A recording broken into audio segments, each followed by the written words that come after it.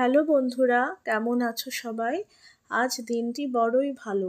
মাঘী পূর্ণিমা, সাথে আমার গুরুদেব শ্রী শ্রী প্রণবানন্দ মহারাজের 130তম জন্মবার্ষিকী উৎসব ছিল। গুরুদেবের জন্মবার্ষিকী উৎসব বলে কথা।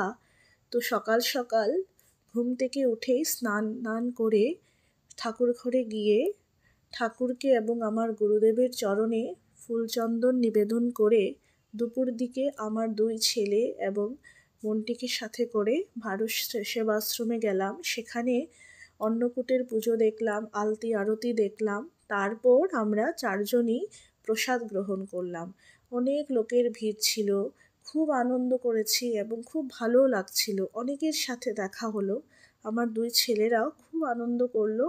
তারপর আমরা প্রসাদ নিয়ে বাড়ি ফিরে এলাম। বাড়ি ফেরার আগে আমরা 4 জন মিলে আইসক্রিম খেতে খেতে বাড়ি ফিরে এলাম।